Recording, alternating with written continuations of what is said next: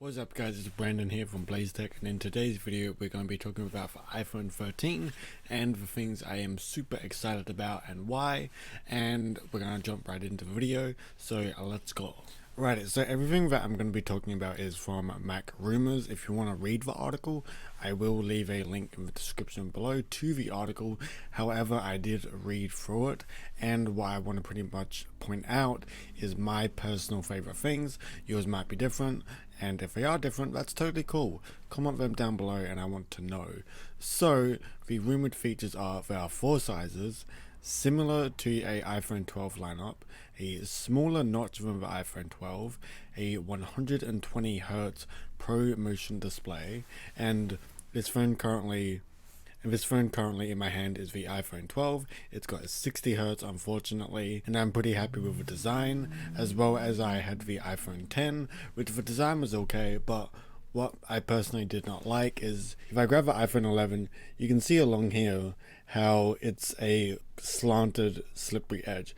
I don't like this because always if I had to grab my phone without a case, it would just slip out of my hands. However, on the iPhone 12, alongside, as you can see, it's more of a flat surface, more along the lines of, I guess, the iPhone, I think 5 and 6, with a more flat surface along the side, up top, as well as the bottom, and I prefer this design much more than the iPhone 11, and I definitely hope that's on the iPhone 13 because I like that design. Camera improvements, a new A15 chip from the A14 chip, which is on the iPhone 12, which is great, so we're going up into places. 5G and full of 2021, which is cool. Apparently it might be releasing next month or later on this month, I believe, from memory. So we're pretty much just going to be running down my top selections of the iPhone 13 lineup and what I highlighted as my favorite things. So apparently there's going to be an event, there's going to be a target date on September 14th, which isn't that far away. It's only about, I guess, a week and a half away from now, and the iPhone 2021 lineup is going to look very similar to the iPhone 2020 lineup, which, like I was saying, the design of the iPhone 12 was pretty good, and I want them to keep that, with them having the same sizes, so the 5.4 inches, the 6.1 inches, and the 6.7 inches. So that would be the iPhone 13 mini, the iPhone 13, and the iPhone 13 Pro Max would be 6.7 inches. So if we look down a little bit more, it has a new 5G chip from Qualcomm, that's how I would say it. Increased battery life, which is good. I think the iPhone 12 is good battery life, but it definitely can do with some more, oomph in it and longer lasting. And a tweak on the notch. The notch doesn't bother me. It's never really bothered me. The only time it's actually bothered me is when I was on Samsung and I thought the notch was the stupidest thing in the world. But after using the iPhone 11 and 12, I'm totally fine with the notch. But on the iPhone 13, if we can get a smaller notch, I'm totally cool with that. So unfortunately we're not going to go to USB-C, which sucks, but I also understand why they want to stick with the lightning cables. But also there will be no portless design for the MagSafe accessories, are more common, so they're pretty much a lineup on how you want to charge stuff. But I'm pretty okay with that. Portless iPhones could instead start appearing in 2022. I don't know how I feel about that because I feel like wireless charging isn't really doing that great, and like I said before, we're getting a 120Hz refresh rate on the displays from a 60Hz for the Pro iPhone models. Now I'm totally fine with that, and that's also bringing the iPad Pro motion technology to the iPhone for the first time, which is great because I've seen 120Hz on a actual phone and it looks amazing. It totally wipes the surface with 60Hz on the iPhones. And what I'm also excited for is, of course, that Apple is a Face ID unlocking system, which I'm totally fine, but Apple is also considering a in-display fingerprint sensor, which is good because sometimes the Face ID actually messes up, especially when you're wearing a mask. Every time I'm wearing a mask, I cannot unlock my iPhone, and it's a pain, and sometimes I'm not always wearing my watch, so a fingerprint sensor would be nice. So apparently the iPhone 13 Pro models are going to have a ultra wide lens with better performing in low light conditions, as well as improved autofocus, and a few more changes are expected on the wide lens devices. And apparently there's going to be a few more expected features in the new digital camera lens setup, which is totally cool, and it's a departure from the iPhone 12 models. I think the picture quality on the iPhone 12 is amazing. If they can bump it up, I'd be pretty excited for that. And 5G is great, as well as Wi-Fi 6E connectivity. iPhone 5G, unfortunately it's not really a thing in Australia, which sucks, unless you're in Sydney or Melbourne, but I'm not in part of those areas. So 5G, even though we've got it on our phones here, it's not a thing really.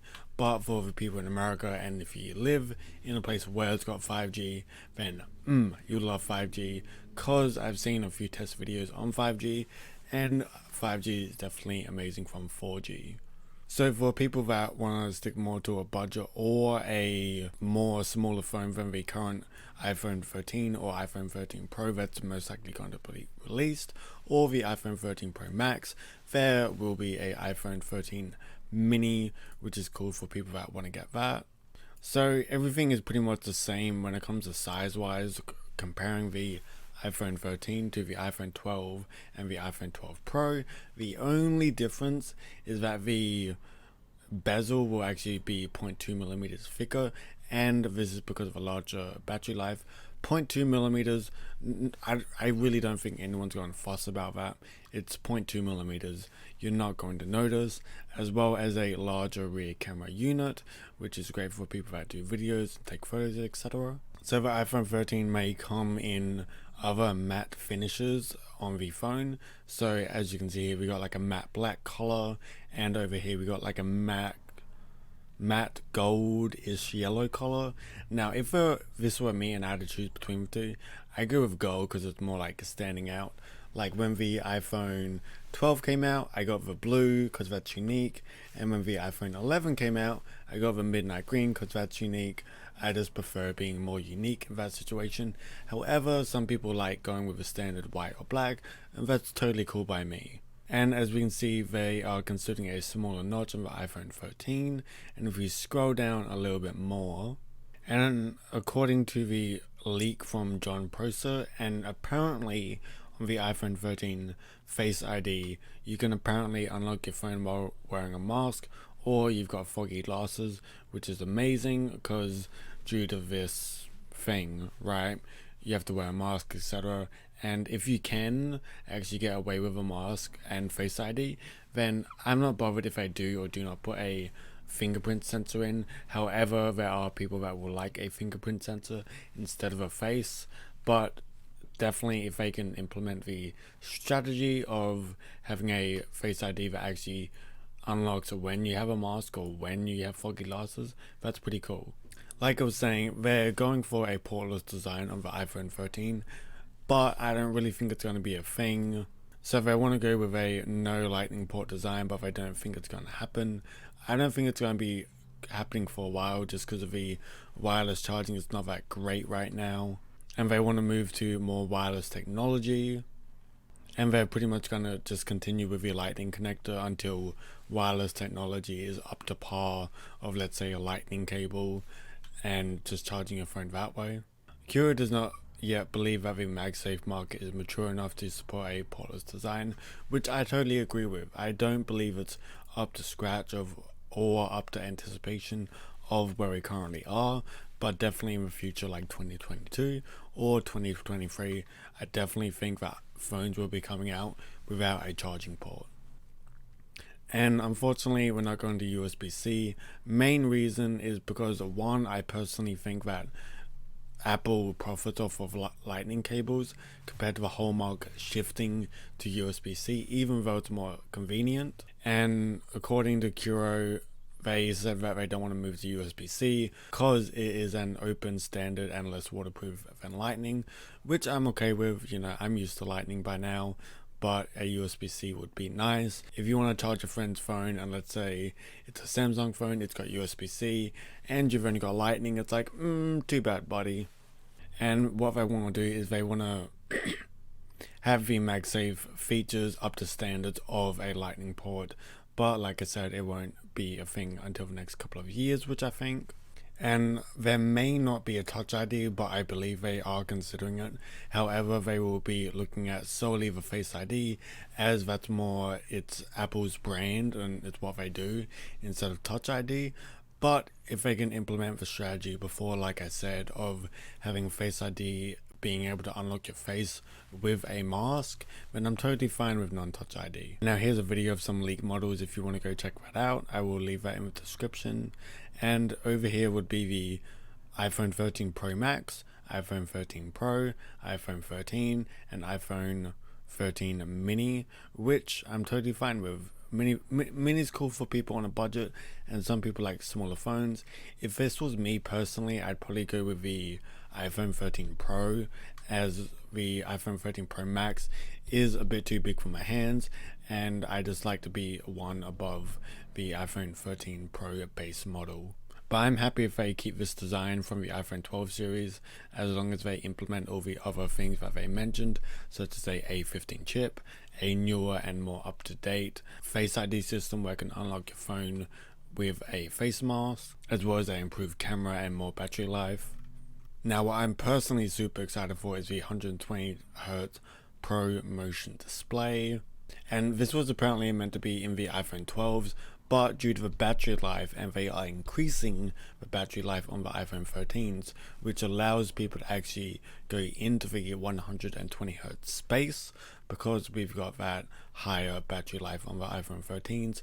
Therefore that gives us the capability of putting 120Hz into the iPhone 13, which is great because I've wanted the higher hertz of a iPhone. Instead of going from 60, I can go to 120 hertz on a iPhone, which is amazing.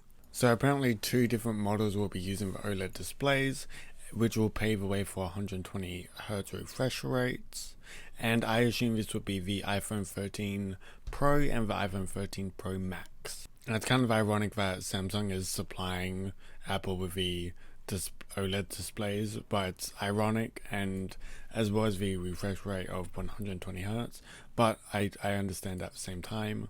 Always on display, I miss always on display, honestly. I loved it on my Samsung, and it sucked that I didn't have it on my Apple phones.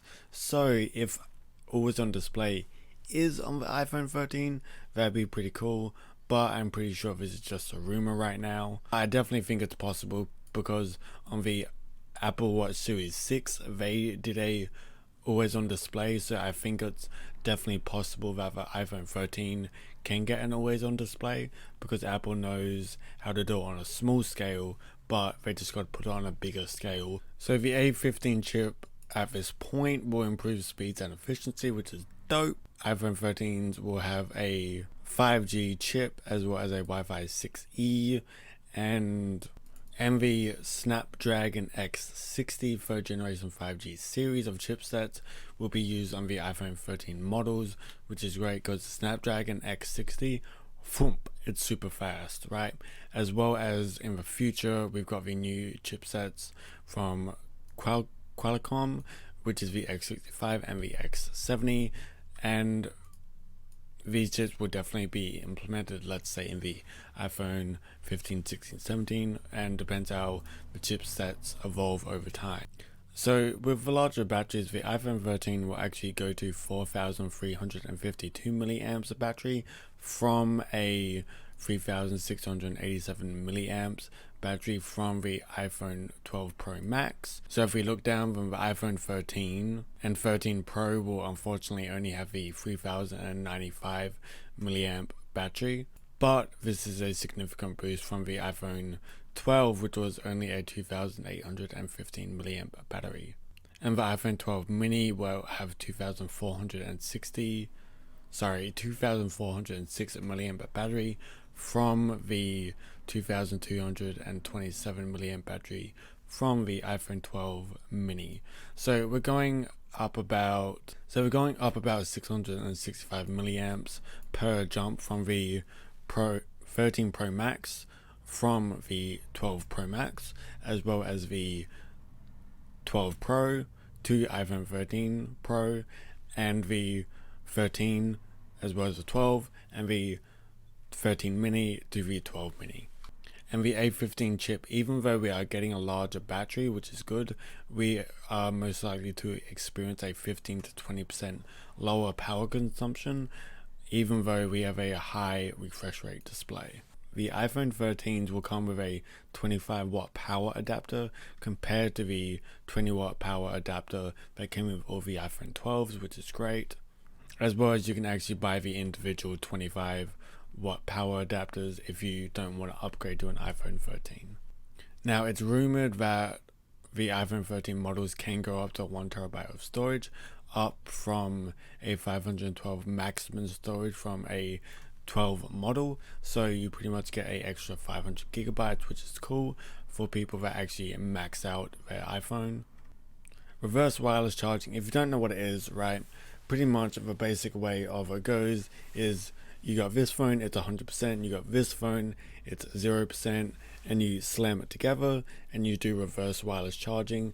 So the battery comes from this one and goes into this one, and therefore battery goes lower on here, but battery goes up on here.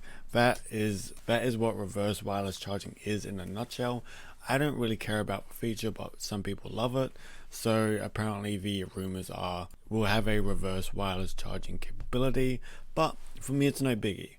And there are going to be a few camera improvements on the iPhone 13, such as a center shift stabilization expanded across the whole iPhone 13 lineup, better low light performance by reducing camera shake. Yeah, I experienced camera shake just before, it wasn't that well, but hopefully they are improving on it.